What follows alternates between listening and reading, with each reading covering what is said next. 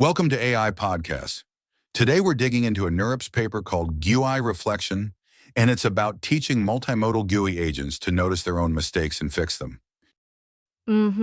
Love it already. Give me the quick version. What's the headline takeaway?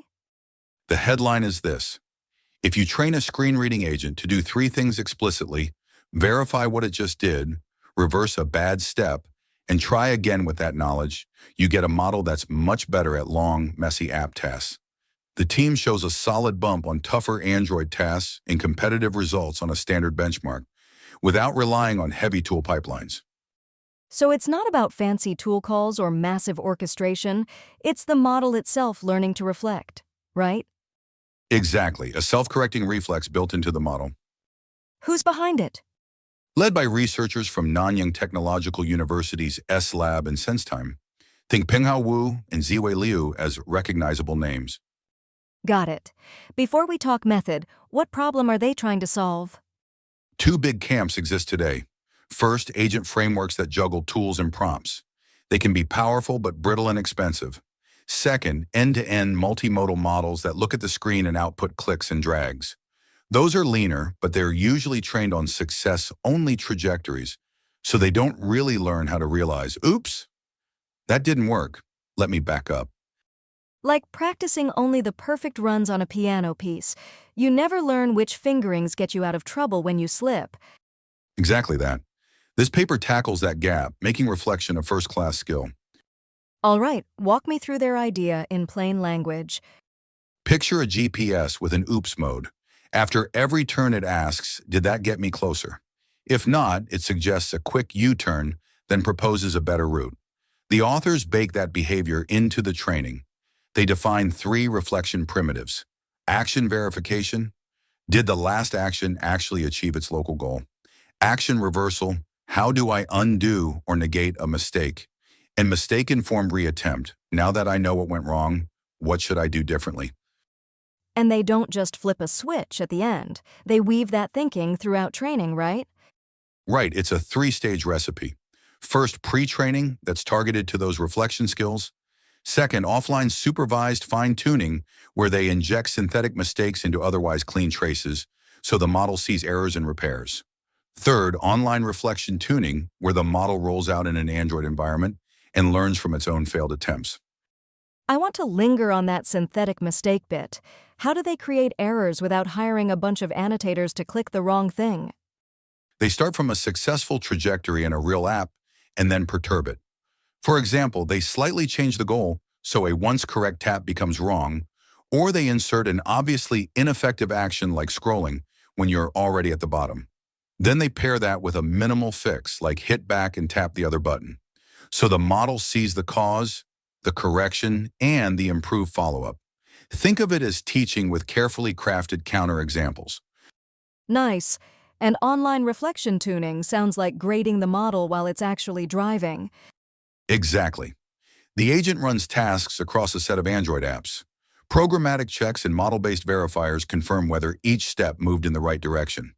When the agent trips, they capture the neighborhood around the first error and turn it into training examples about what should have happened and how to recover. What's the base model here? Is this a tiny toy or something practical? It's based on a modern open-source multimodal model in roughly the single-digit billions of parameters. The point isn't just size, though. They also pass the model a short memory of prior screenshots and actions, and they have it articulate an action thought alongside the grounded action like click or scroll. That thought isn't just chatter, it nudges the model to check itself. So the design is simple but intentional. Check, undo, retry, with a little running commentary to keep the chain of reasoning tight. Right. What do they compare against? The usual tool-heavy agents and other end-to-end baselines? Both. They evaluate on a custom Android environment with real apps and on a public benchmark called Android World. The interesting part is that the reflection-trained model rises on the harder tasks, the ones where a single wrong tap used to cascade into failure. There's also a neat result on a screen spotting test, where learning from mistakes outperforms just sampling multiple guesses. That's important, because sometimes pass at 3 is just rolling the dice 3 times. This is more like learning from the first miss to make the second attempt smarter.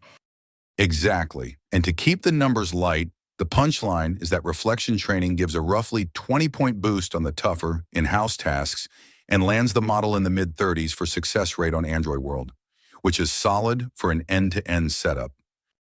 Okay, that's compelling, but what should I be skeptical about? A few things. First, parts of the offline annotation pipeline use a closed-source model to help write those action thoughts. That can introduce hidden biases and makes fully reproducing the data generation tricky, even if they release processed sets. Second, some verifiers are themselves language models. They help scale evaluation, but you want to guard against the grader nudging the student. Programmatic checks are safer when possible. The classic who watches the watcher. Anything about scope? Yes, the online environment is Android-focused. That's a great test bed, but we still want to see how these reflection skills transfer to iOS, desktop, and web. Different UI conventions and accessibility layers can change the dynamics. And data curation. If the reflection test suite is hand-filtered, you could unintentionally overfit to a few mistake types. Right. The evaluation sets are reasonable, not tiny, but expanding them through community contributions would make the results more robust. Let's circle back to how this differs from the big agent frameworks. If I already have a tool using agent that calls an OCR, a retriever, and some planning chain, why should I care about end-to-end reflection? Because reflection inside the model attacks a different failure mode. Tool agents can plan better, but when a click is off by 20 pixels, you still need a behavior that notices and corrects.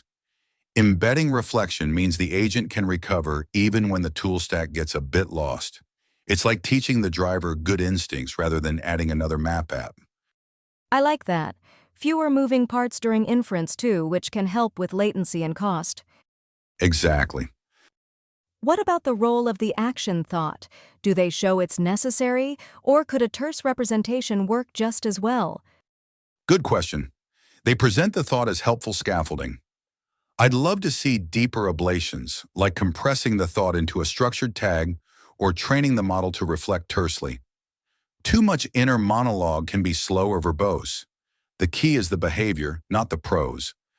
So future work wish list. Let me try to list a few and you tell me if I'm on track. 1. Broaden platforms beyond Android. 2. Rely more on hard programmatic verifiers and audit any model-based graders. 3. Open up the teaching pipeline so we can reproduce it without closed models. 4. Study scaling, both model size and how much reflection data you actually need. That's the list. I'd add building a larger community benchmark for reflection with standardized splits and leaderboards, so progress is comparable and not tied to one lab's environment. Sounds right. For practitioners listening, what's the practical lesson they can apply today? When you collect data for GUI agents, do not just log the happy paths.